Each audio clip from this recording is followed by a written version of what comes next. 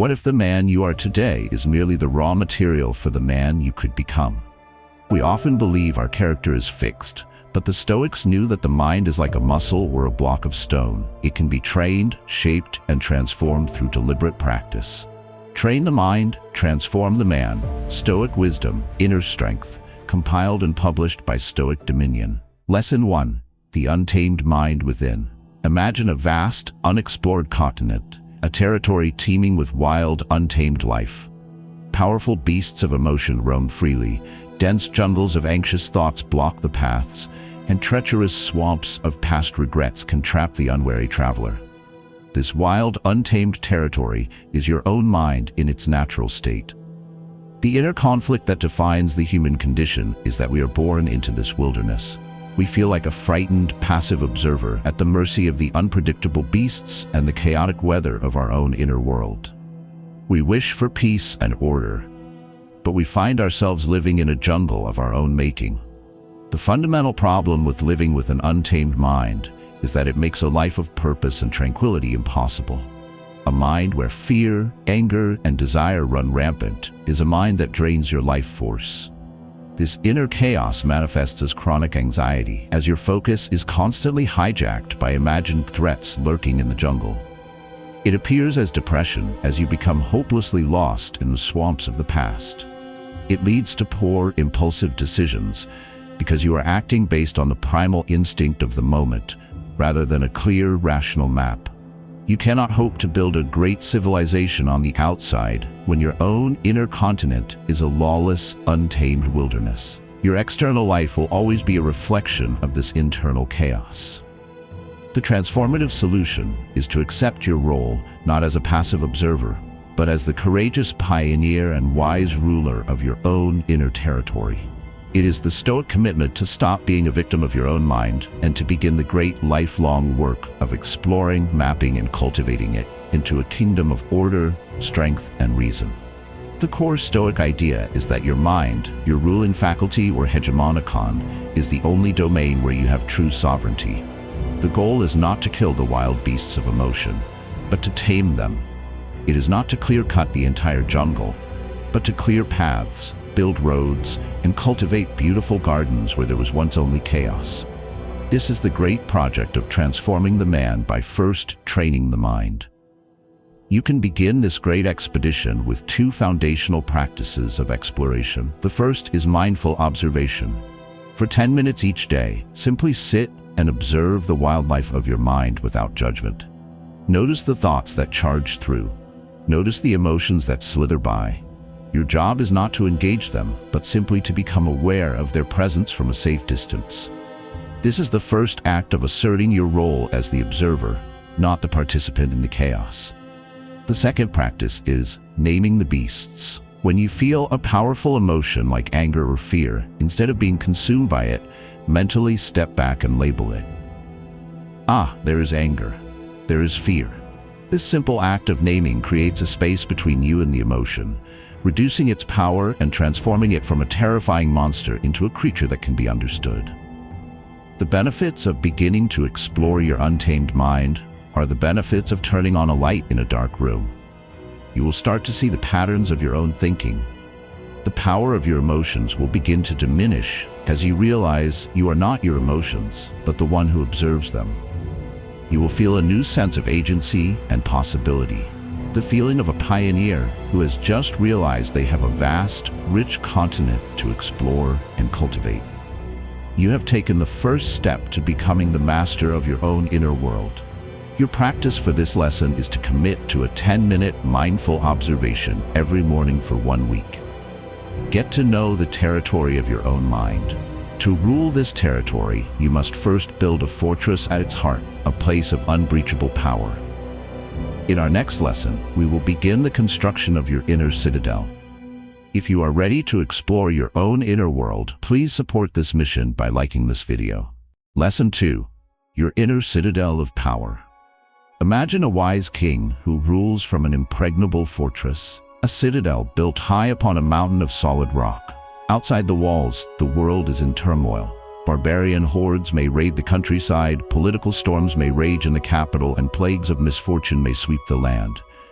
But inside the thick, unshakable walls of his citadel, the king remains in a state of perfect calm, order, and control. His power and peace are not dependent on the state of the world outside, but on the strength and integrity of the fortress he has built. This inner citadel is the Stoic ideal for a fortified mind. The inner conflict we face is that most of us live our lives on an open, undefended plain. We have no fortress to retreat to, leaving us completely exposed to every arrow of misfortune, every emotional storm, and every psychological attack. The fundamental problem with having no inner citadel is that your well-being becomes a hostage to fortune. Your inner peace is entirely conditional on external events. If your business is succeeding and people are praising you, you feel secure. But the moment a client leaves, the market turns, or someone criticizes you, your inner world collapses into panic and despair. This creates a life of constant, low-grade anxiety. You are always scanning the horizon, bracing for the next attack, because you know you have no real defenses. This is an exhausting and powerless way to live.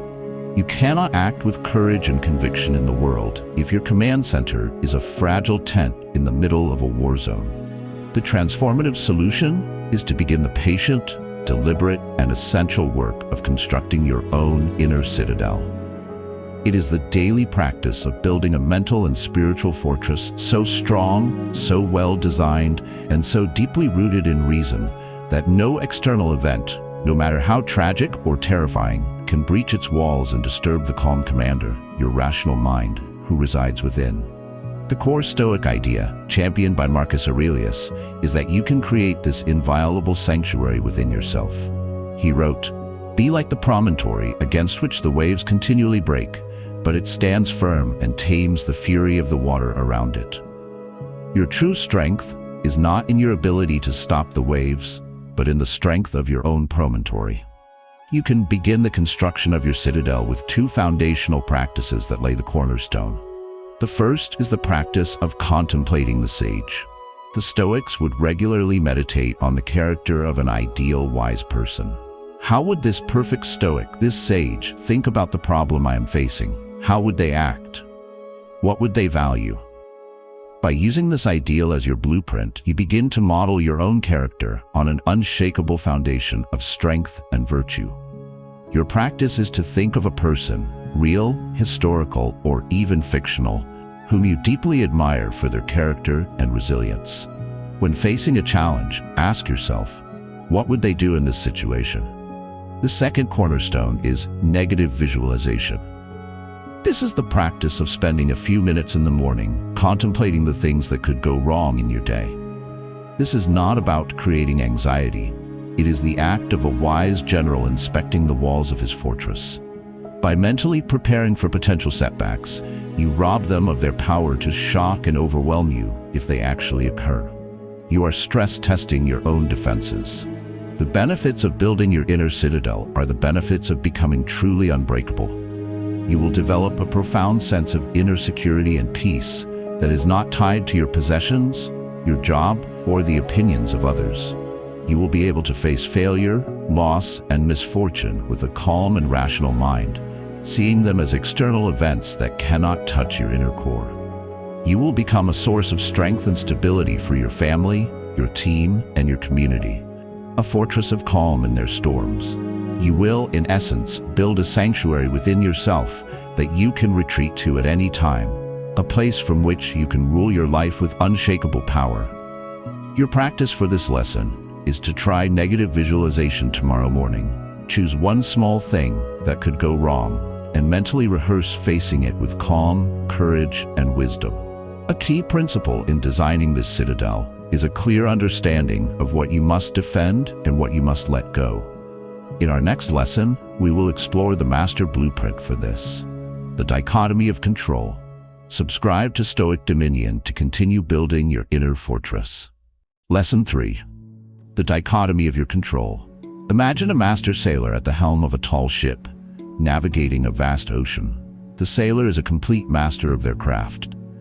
They know precisely how to work the sails to catch the wind, how to set the rudder to steer the ship, and how to command their crew with efficiency. These things, Their thoughts, their actions, their skills are within their control.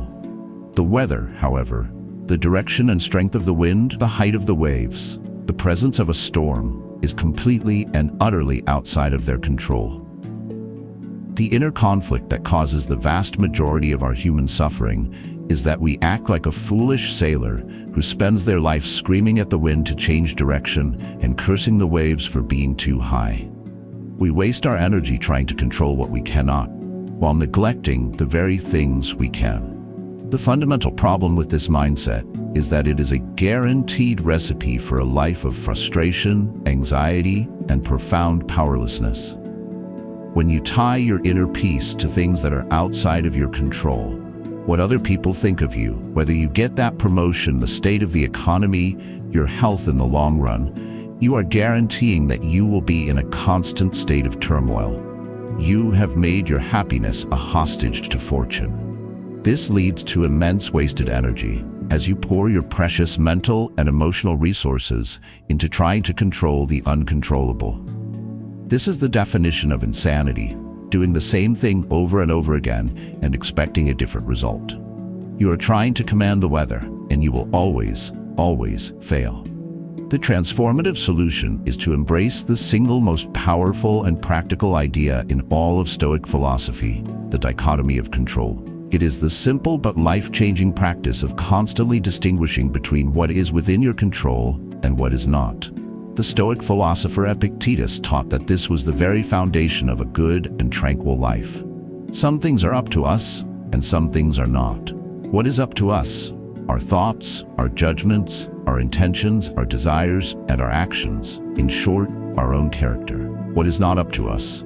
Everything else. Our body, our reputation, our wealth, the actions of other people, the outcomes of our efforts, the past, and the future. The wise sailor stops screaming at the wind and focuses with obsessive, laser-like clarity on the one thing they can control, the setting of their own sails.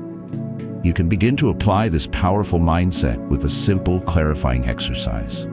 The next time you're feeling stressed, anxious, or frustrated about a situation, take out a piece of paper. Draw a line down the middle. On one side, write the heading, "Within my control." On the other, write "Outside my control." Now list all the aspects of the situation under the correct heading. For example, if you are anxious about a job interview, the quality of my preparation, my choice of clothing, and my effort to be courteous go on the "in my control" side. Whether the interviewer likes me, the questions they ask, and whether I get the job go on the "outside my control" side. This act of separating the two is incredibly clarifying. The second step is to make a conscious decision to focus 100% of your energy and attention on the things in the first column, and to practice a radical, courageous acceptance of the things in the second column. The benefits of mastering the dichotomy of control are the benefits of true peace and immense personal power. You will be liberated from a vast amount of self-inflicted anxiety and frustration. You will find that your effectiveness in the world skyrockets, as you will be directing all of your energy toward the things you can actually influence. You will develop a profound sense of tranquility, knowing that you have done everything within your power and calmly accepting the results, whatever they may be. You will become the master sailor, skillfully navigating any sea, because you have learned to work with the winds of fate, not against them. Your practice for this lesson is to apply this two-column exercise to one situation that is currently causing you stress. To truly accept what is outside your control, you must forge an indifferent will. In our next lesson, we will explore this advanced Stoic mindset. Let us know in the comments one thing you will choose to stop trying to control. Lesson 4. Forging an indifferent will. Imagine a great fire burning in a blacksmith's forge with a steady, intense heat. Various objects are thrown into it. A piece of dry pine wood is thrown in, and the fire consumes it instantly, growing stronger. A wet, heavy log is thrown in. The fire struggles for a moment, hissing and steaming, but its persistent, unwavering heat eventually dries the log and consumes it too, growing stronger still. A piece of solid iron is thrown in. The fire cannot consume it, but it heats the iron until it glows with its own fiery energy, making it malleable for the blacksmith's purpose. The fire is indifferent to the quality of the fuel it is given. Its nature is to transform everything it touches into more heat and light. This is a metaphor for the Stoic concept of an indifferent will. The inner conflict we face is that our will is not like this fire. We are picky about our fuel. When life throws us dry wood, success, praise, pleasure, we burn brightly. But when it throws us wet logs, failure, criticism, pain, our fire sputters, smokes, and threatens to die out. The fundamental problem with this conditional will is that it makes our strength entirely dependent on receiving favorable circumstances from the world. We are strong only when things are easy. This is not strength, it is the very definition of fragility. This mindset leads us to label external events as good or bad. Getting a promotion is good. Losing a job is bad. The Stoics would say this is a profound error in judgment. It is the root cause of our emotional turmoil. When we get what we judge to be good, we feel elation and attachment. When we get what we judge to be bad, we feel aversion and despair. We are on an emotional roller coaster, its ups and downs dictated by the random fuel that life throws at us. The transformative solution is to forge an indifferent will, like the Stoic fire. It is the disciplined practice of seeing all external events not as good or bad, but simply as indifferent. The core Stoic idea is that the only true good is virtue, acting with wisdom, courage, justice, and temperance, and the only true bad is vice, acting with foolishness, cowardice, injustice, and indulgence. Everything else, health, wealth, reputation, success, failure, pain, and pleasure, is indifferent. They are morally neutral. They are merely the raw material, the fuel which we can use to practice virtue. A Stoic can prefer to have the dry wood of health and success, but their inner fire, their peace of mind, is not dependent on it. They have trained their will to be able to use any fuel to grow stronger. You can begin to forge this indifferent will with a powerful reframing technique.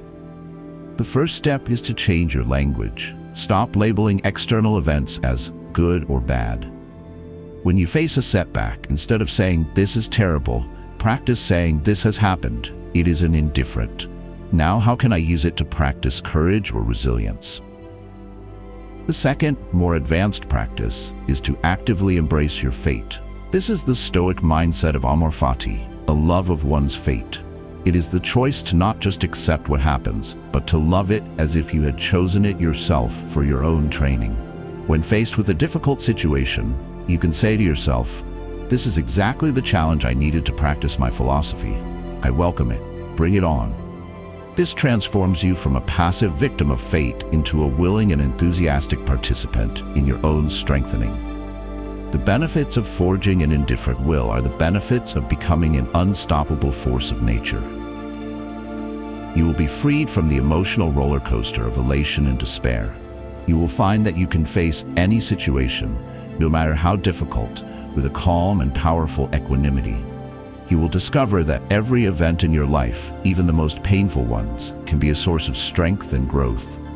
You will become like the fire, a powerful, transformative force, capable of turning any material into more heat and light. Your practice for this lesson is to take one event from your day that you would normally label bad, deliberately reframe it as an indifferent, and ask yourself, how could I use this as fuel to practice a virtue? This ability to reframe events depends entirely on your perception. In our next lesson, we will explore how your perception becomes your reality. Share this video if you're ready to build your inner fire. Lesson 5. Perception becomes your reality. Imagine two men sitting in the same prison cell, looking out through the same set of iron bars. They have the same stone walls, the same hard bed, the same meager meal. Their external reality is identical. The first man looks through the bars and sees only the mud, the puddles, and the dirt of the prison yard. His perceived reality is one of misery, hopelessness, and confinement. The second man looks through the very same bars, but he lifts his gaze and he sees the stars. His perceived reality is one of wonder, of vastness, and of hope, even within his confinement. The difference between them is not in their circumstances, but in the power of their perception. The inner conflict we face is our mistaken belief that we are passive receivers of an objective reality, that the world simply impresses itself upon us. We fail to realize that we are the active painters of our own experience. The fundamental problem with an untrained perception is that you become a prisoner of your own negative interpretations. You see the world not as it is, but as you are. If you have a fearful and pessimistic mindset, your perception will act as a filter, highlighting every potential threat and obstacle while ignoring all evidence of opportunity and hope.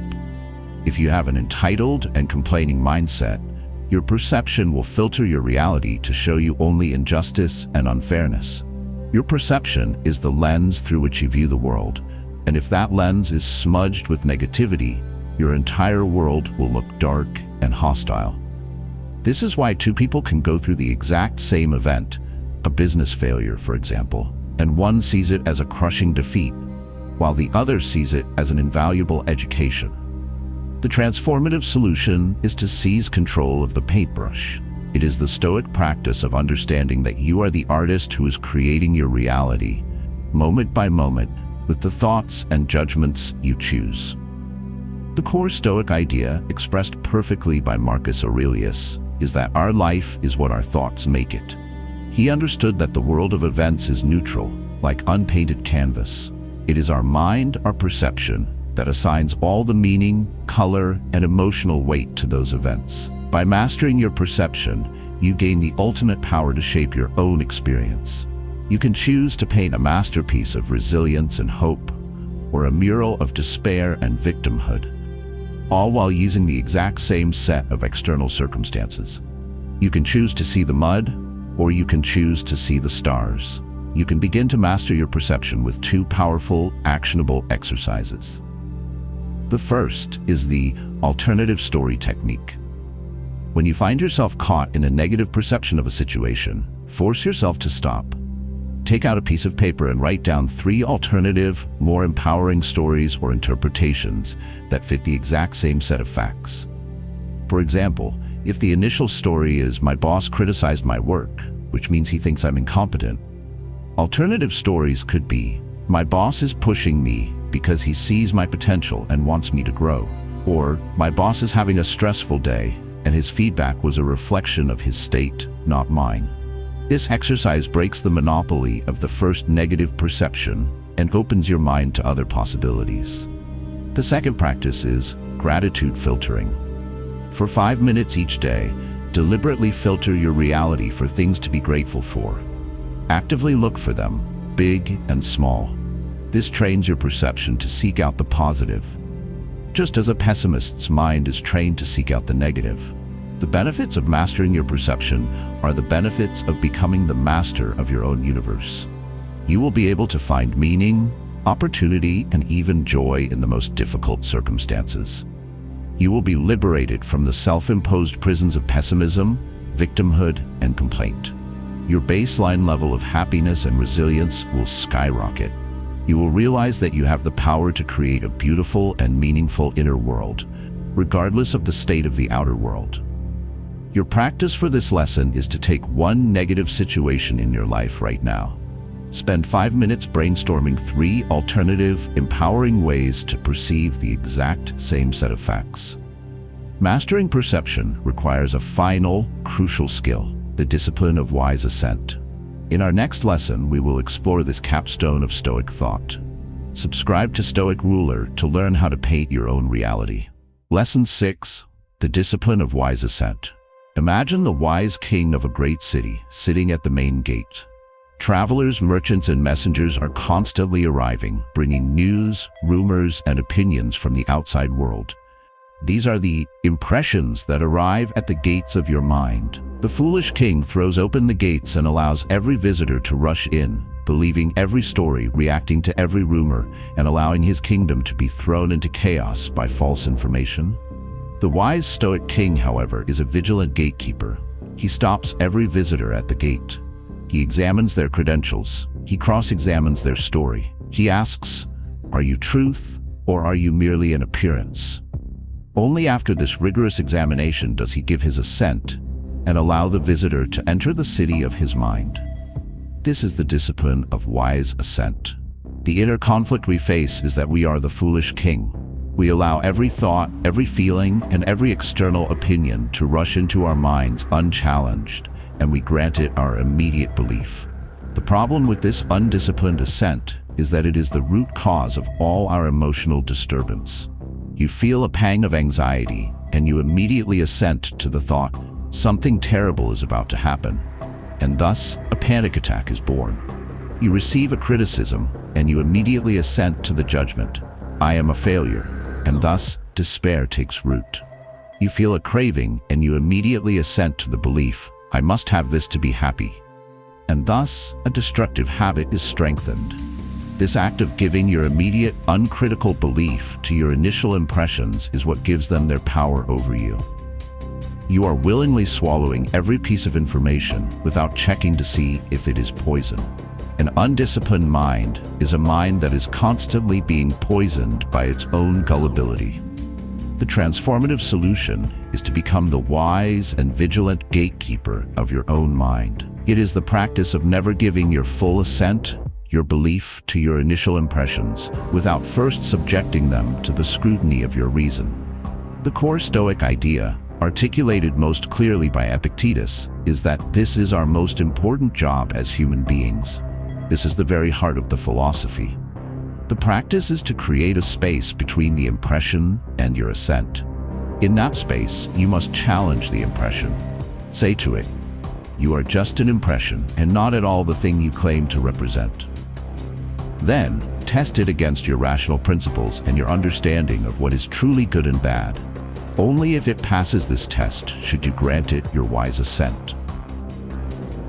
You can begin to practice this discipline with a simple, powerful mantra. Whenever you feel a strong, negative impression, a fearful thought, a surge of anger, a wave of despair, you must immediately say to yourself, this is just an impression and not the thing itself. This phrase acts as the guard at the gate, stopping the intruder before it can run rampant in your city. The second step is to conduct the cross-examination. Ask the impression questions. What evidence do you have for your claim? Are you based on objective fact or on my own subjective assumption? Are you about something within my control or outside of it? Does assenting to you help me to live a more virtuous and effective life? Most of your negative impressions, like cowardly spies, will crumble under this rational scrutiny. The benefits of mastering wise assent are the benefits of achieving true mental dominance. You will be liberated from the tyranny of your own automatic thoughts and emotional reactions. You will develop a profound sense of mental clarity and peace, knowing that you are the one who decides what to believe. You will make far wiser decisions because you will be operating on carefully examined information, not on raw, irrational impressions. You will become the secure and wise ruler of your own mind, a kingdom that is protected from all forms of falsehood and foolishness. Your practice for this lesson is to choose one negative thought you have today. Stop it at the gate and say to it, you are just an impression. Then, challenge its truth. All of these mindsets culminate in the final Stoic ideal, living a life that is in perfect alignment with your own highest nature. In our final lesson, we will explore what this means. Lesson 7, living aligned with your nature. Imagine a magnificent eagle. Its nature is to soar high in the sky, to hunt with keen eyesight, and to build its nest on high cliffs. An eagle living this way is a picture of power, grace, and purpose. It is flourishing. Now imagine that same eagle trying to live the life of a chicken. It stays on the ground, it pecks at dirt, it lives in a crowded, noisy coop. This eagle would be a miserable, pathetic creature. It would be living in direct opposition to its own nature. The highest goal of Stoic philosophy is to live like the first eagle, to understand our own unique human nature, and to live in perfect, harmonious alignment with it. The inner conflict we face is that we often live like the second eagle. We are pulled by foolish desires, irrational fears, and societal pressures into living lives that are out of alignment with our own highest nature as rational, virtuous, and social beings. The problem with living out of alignment with your nature is that it is the source of all deep, existential suffering. It is the feeling that something is fundamentally off with your life.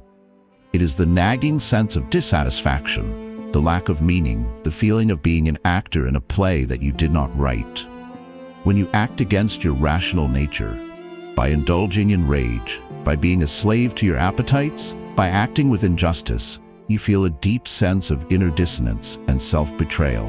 When you act against your social nature, by being selfish, by isolating yourself, by treating others poorly, you feel a profound sense of loneliness and disconnection. You are the eagle trying to be a chicken, and your soul knows that this is not who you were meant to be.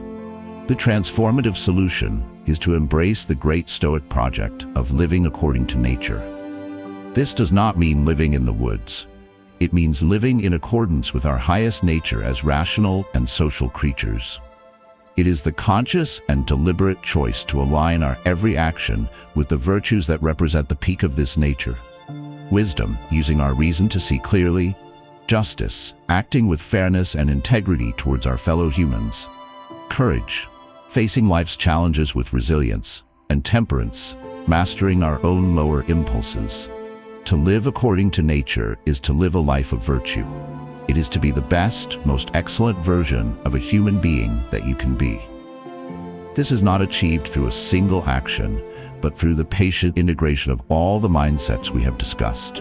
It is the culmination of the journey. The actionable step is to make this alignment your ultimate purpose. It is to adopt a new guiding question for your life. Instead of asking, "What will make me happy?" or "What will make me successful?" you begin to ask, "What action, in this moment, is most in alignment with my highest, most virtuous nature?" This question becomes your North Star, the guide for all your choices. It is the daily commitment to being the sculptor who is constantly chipping away everything that is not the masterpiece, everything that is not in alignment with your ideal self. The benefit of this final, unifying mindset is the achievement of eudaimonia, the Stoic term for a life of human flourishing. It is a state of deep well-being, meaning, and a profound sense of rightness that comes from living in perfect harmony with yourself. It is the experience of being the eagle soaring in the high sky, fully and completely expressing its own nature. This is the ultimate goal of Stoic power and the truest definition of a good life. Your final practice is to take this new question into your life. For the rest of today, in every situation, ask yourself, what would my highest self do? And let that be your guide. You have journeyed through the 7 pillars of Stoic mastery, from taming the chaos within to living in alignment with your highest nature. This is the path to forging your fate and mastering your mind. Remember, the world outside is a reflection of the world within. Order your mind, and you will conquer your world. Thank you for your time and your dedication with Stoic Dominion. If this journey has provided you with value, please support our mission by liking this video, commenting with your own insights, and subscribing to the YouTube channel.